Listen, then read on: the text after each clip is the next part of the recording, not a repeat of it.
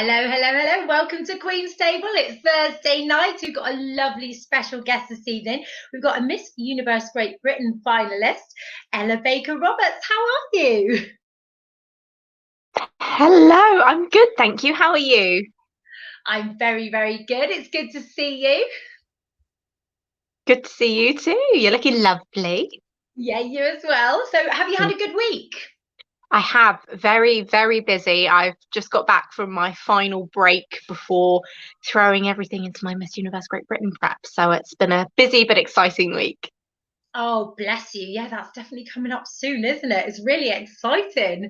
Oh, yeah, no, it's getting that time of year. All the pageants are coming out, and I'm like, oh dear. It's just like, it is exciting, isn't it? I can't wait. So, we'll start off by asking you, why did you choose the Miss Universe Great Britain system? For me, it just spoke out about what I was passionate about, and it correlated so well with what I'm trying to do and what I believe in. Because obviously, Miss Universe Great Britain is all about female empowerment and being confidently beautiful and enjoying who you are as a woman and celebrating that. And for me, the opportunities that the platform gives you, and even as a finalist, not even as Miss Universe Great Britain or Miss Universe herself, it gives you these opportunities to grow and develop and to really genuinely make a difference. And for me, that was just such an incredible opportunity. So I just had to throw my hat in the ring and give it a go. Oh, it sounds like such an incredible system. Where is the actual final held? It's held in Cardiff. I'm not 100% sure where it's going to be yet. It's not quite been finalised, the hotel, but it's if it's like it was last year, it's in this beautiful, incredible hotel.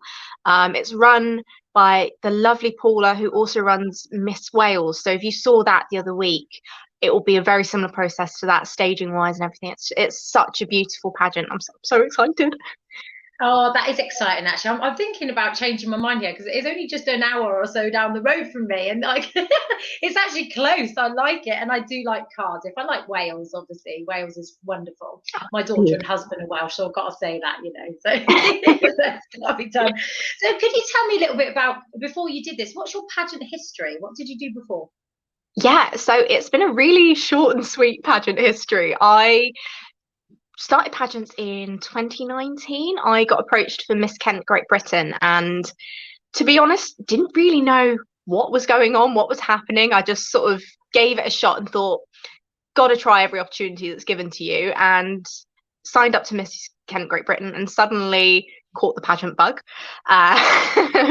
Managed to be lucky enough to win the wildcard publicity title into Miss Great Britain, and competed with the lovely Jen Atkin, who's handing her crown over tomorrow night, which is, I gosh, time know. flies. But it was such an incredible experience. And then someone suggested that I enter Miss Earth. So I started looking into that. I actually won Miss Earth UK 2020 and competed at the virtual pageant held through October through December last year.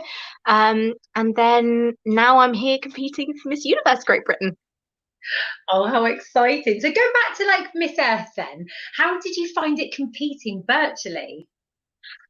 It was really interesting, and it was quite a lovely experience that you managed to be able to show your country off in a way that you don't normally. Obviously, normally you turn up at another country and you can bring what you can gown wise or costume wise that's inspired by your country, but I was able to travel the country, and I think I went down to Durdle Door for some of it and filmed my videos across the country and was able to show off our landscape in a completely new way, which was incredible. I did miss the sisterhood that obviously we still had a sisterhood. We had our group chats, we had Zoom meetings, but as I'm sure everyone has experienced throughout COVID and throughout the lockdown, it's not the same talking to your friends through Zoom than it is meeting them in person. And that was a shame.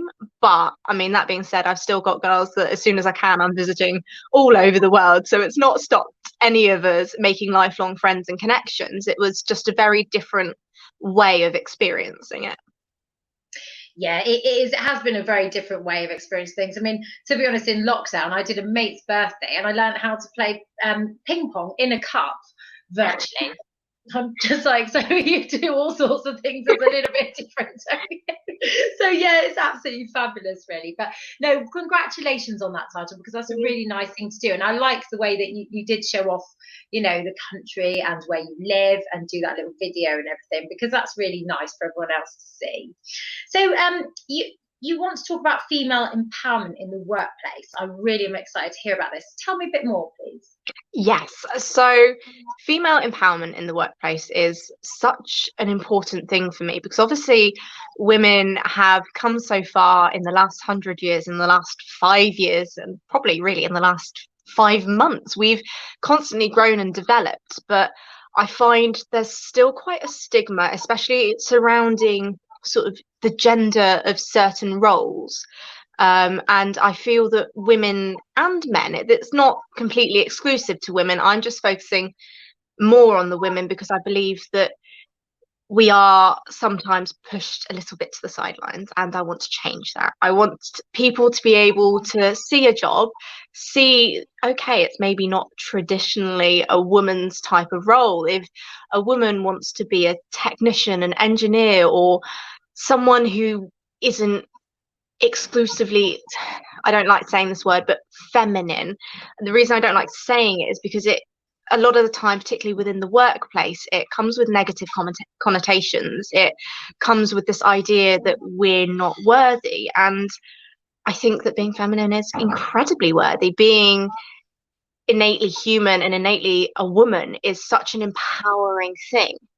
And for me, we hope to go into music technology. It's something that I discovered a major passion for, and had an entire life-changing epiphany on what I wanted to do with my life over the pandemic.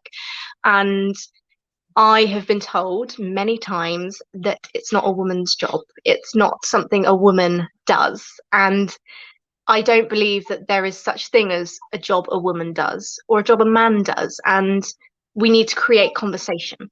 And that's what I'm working on, is encouraging both sides to talk to each other. Because at the moment, we have a lot of two sides shouting at each other, and no one's sort of listening.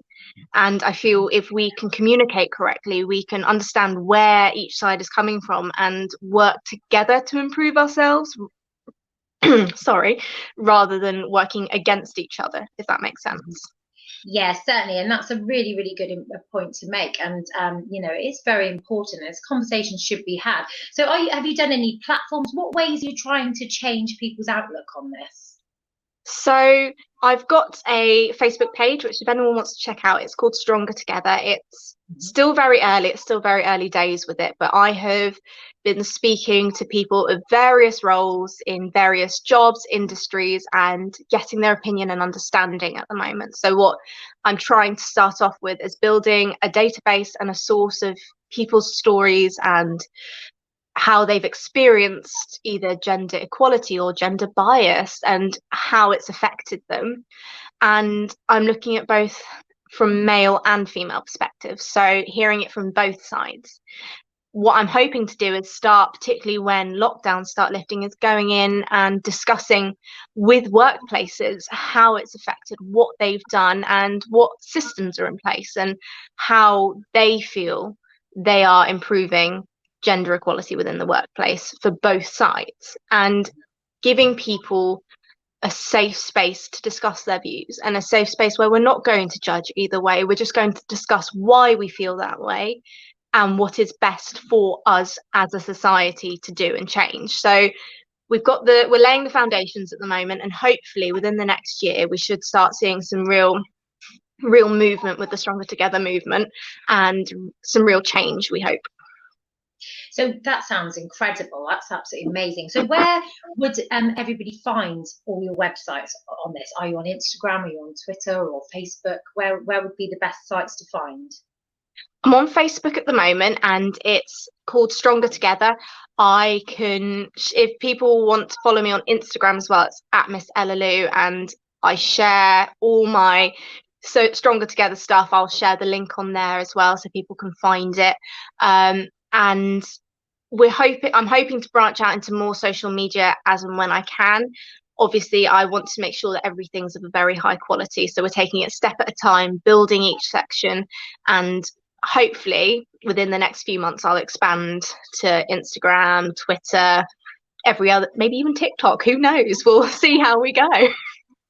Oh, that sounds wonderful, and I'll certainly be following that as soon as I get off this call, without a doubt. So going back, because I've got to ask you this because I'm a very, very keen fan of music. Music technology. Please tell me more about this because this sounds so interesting. Yeah, so I'm a singer-songwriter. I have been since 14, though whether what I sung and wrote when I was 14 is any good, we won't talk about that bit. But when I was 17, I did my A levels and I ended up taking music technology, and I fell in love with it and I just couldn't get enough. But unfortunately, someone made a comment, and as a young insecure teenager it turned me off. I was told as a woman I would have to work twice as hard to be considered just as good as a man in the industry, and for some reason it just hit pure poor little insecure teenager me, and I backed off. I backed away. I dabbled on the side in private, and I have spent many years perfecting my GarageBand skills. I've worked with Cubase, Logic. I've learned how to record and produce music myself in my living room. And over the pandemic, obviously, we all took a step back from life. We took a step back from what we've been doing. And I realized that passion had never gone. I'd never stopped recording, writing, singing, any of it. And I figured that actually, I'm going to show people that if I work twice as hard, I'm going to be considered twice as good. And hopefully one day can encourage other young girls that were in my position and show them that there is a future for women in our industry and women in any industry. If we want to take that step, we can, and we will be just as successful, if not more successful. Oh, that's fabulous. You're definitely a girl to my own heart, you are now, because obviously, as well, you may not know, but me and my husband, that's how we met. We have a studio in the house. So he's up there on Cubase now, actually, writing another track. So we're a very musical household here. And I think if you've got that passion, then just go for it. I'm also a singer-songwriter, and I know what it's like to have that passion and write the music that you love. And it's just so rewarding when you hear a finished piece. And I'm going to be messaging you afterwards to get more examples of your work because I can't wait to hear it. I'm getting really excited about this now. So just so you know. So, okay, so could you tell me when is the date of the grand final? I mean, we know it's in Cardiff, but what's the date? It is I was going to say August, gosh, October 16th. I'm so all over the place. No, it's October 16th, which is a Saturday. And on the Friday, so October 15th, there is also the Bring a Bra charity ball, which they hold every year. And they fundraise for charities by everyone brings a used, slightly used or brand new bra, and it's donated to children or young women, I should say, across the globe. And it's an incredible night. And then straight after, the next day, you get to see all those lovely ladies strutting our stuff on the big stage, which is so exciting. So yeah, October 16th, guys, keep your calendars free. Oh, that's amazing. And then the ball is that held probably in Cardiff as well, then, so it's all in the same sort of area. Yeah. This sounds absolutely incredible. I mean, if there's tickets for the ball going, I might be there. I might just zoom down the road.